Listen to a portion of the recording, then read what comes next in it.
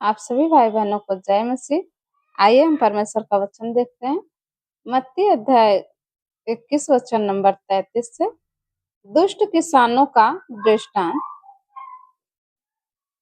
प्रभु ने कहा, एक और दृष्टांत सुनो।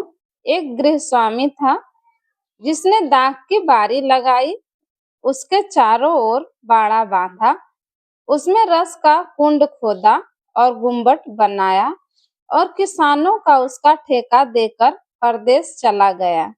जब फल का समय निकट आया तो उसने अपने दासों को उसका फल लेने के लिए किसानों के पास भेजा। पर किसानों ने उसके दासों को पकड़ के किसी को पीटा और किसी को मार डाला और किसी पर पथराव किया। फिर उसने पहलों से अधिक और दासों को भेजा और उन्होंने उनसे भी वैसा ही किया। हालेलुया। अंत में उसने अपने पुत्र को उनके पास यह सोचकर भेजा कि वे मेरे पुत्र का आदर करेंगे।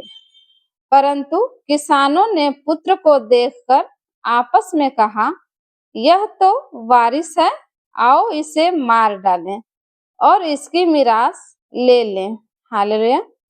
अतः उन्होंने उसे पकड़ा और दाख की बारी से बाहर निकालकर मार डाला। इसलिए जब दाख की बारी का स्वामी आएगा तो उन किसानों के साथ क्या करेगा? हालेलुया। उन्होंने उससे कहा, वह उन बुरे लोगों को बुरी रीति से नष्ट करेगा और दाख की बारी का ठेका दूसरे किसानों को देगा जो समय पर उसे फल दिया करें, जो समय पर उसे फल दिया करेंगे। यीशु ने उनसे कहा, क्या तुमने कभी पवित्र शास्त्र में यह नहीं पढ़ा? हालेलुया। जिस पत्थर को राजमिस्त्रियों ने निकम्मा ठहराया था, वही कोने के सिरे का पत्थर हो गया। आमीन। यह प्रभु की ओर से हुआ और हमारी दृष्टि में अद्भुत है। आमीन।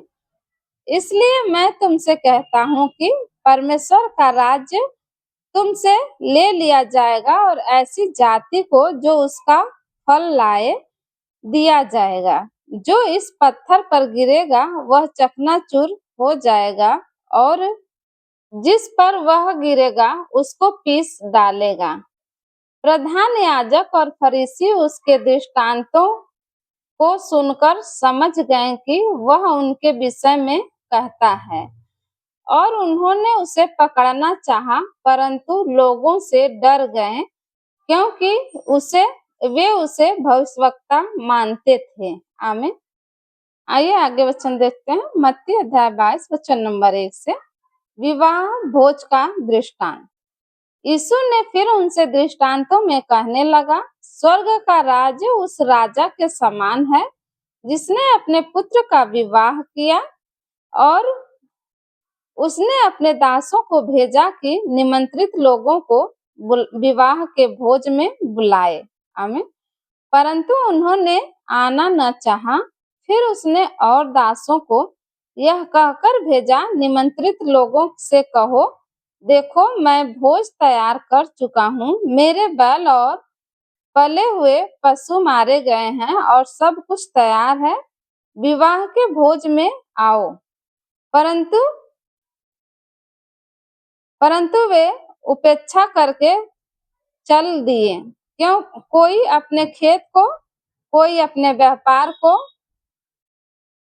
अन्य लोगों ने जो बच रहे थे उसके दासों को पकड़कर उनका अनादर किया और मार डाला।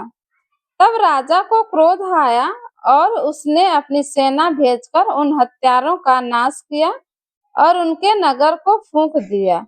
तब उसने अपने दासों से कहा, विवाह का भोज तो तैयार है, परंतु निमंत्रित लोग योग्य नहीं ठहरे। इसलिए चौराहों पर जाओ और जितने लोग तुम्हें मिले सबको विवाह के भोज में बुला लाओ। हालेलुया। अतः उन दासों ने सड़कों पर जाकर क्या बुरे क्या भले जितने मिले सबको इकट्ठा किया और विवाह का घर अतिथियों से भर गया। हालेलुया।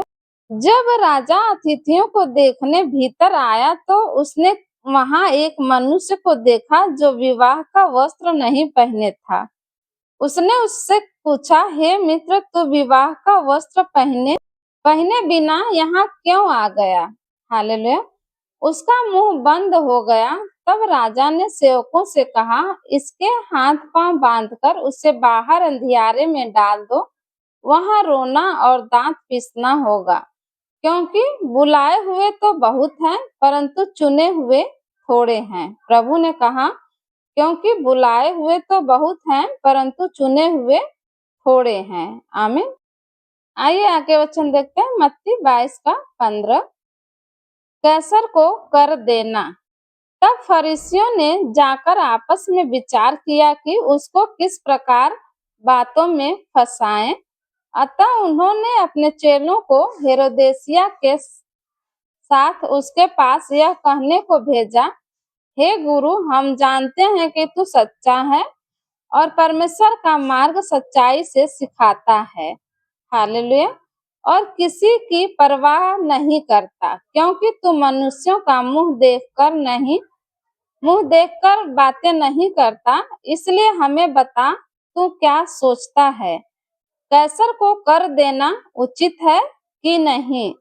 यीशु ने उनकी दुष्टता जानकर कहा, हे कपटियों, मुझे क्यों परखते हो? कर का सिक्का मुझे दिखाओ। तब वे उसके पास 1 दीनार ले आए। उसने उनसे पूछा, यह छाप और अंक किसका है? उन्होंने उससे कहा, कैसर का। तब उसने उनसे कहा, जो कैसर का है वह कैसर को, और जो परमेश्वर का है वह परमेश्वर को दो। आमीन। यह सुनकर उन्होंने अचंभा किया और उसे छोड़कर चले गए। आमीन। आइए हम आगे वचन देखते हैं, मत्ती अध्याय 24 वचन नंबर 3 से।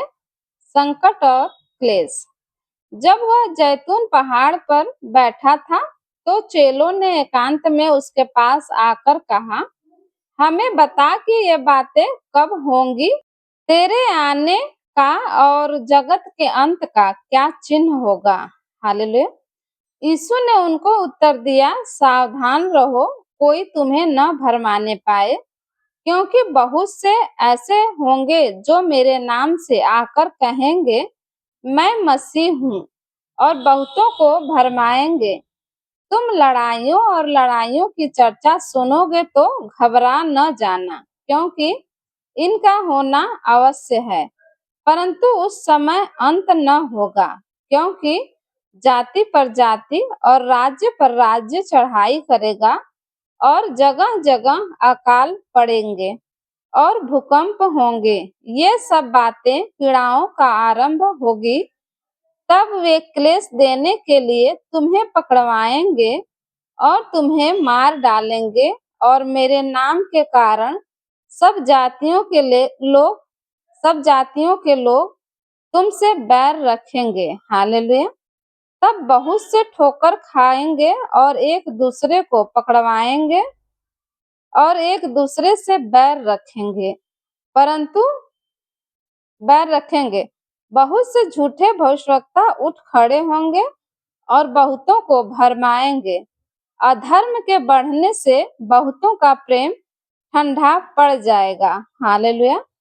परंतु जो अंत तक धीरज धरे रहेगा, प्रभु ने कहा, परंतु जो अंत तक धीरज धरे रहेगा उसी का उद्धार होगा। और राज्य का यह सुसमाचार सारे जगत में प्रचार किया जाएगा कि सब जातियों पर गवाही हो, तब अंत आ जाएगा। आमीन। आइए हम आगे वचन देखते हैं, मत्ती अध्याय 28 वचन नंबर 18 से। यीशु ने उनके पास आकर कहा, स्वर्ग और पृथ्वी का सारा अधिकार मुझे दिया गया है। आमीन। इसलिए तुम जाओ, सब जातियों के लोगों को चेला बनाओ और उन्हें पिता और पुत्र और पवित्र आत्मा के नाम से बपतिस्मा दो। आमीन। और उन्हें सब बातें जो मैंने तुम्हें आज्ञा दी है मानना सिखाओ, और देखो मैं जगत के अंत तक सदा तुम्हारे संग हूँ। आमीन। सभी भाई बहनों को जय मसीह। धन्यवाद। आमीन।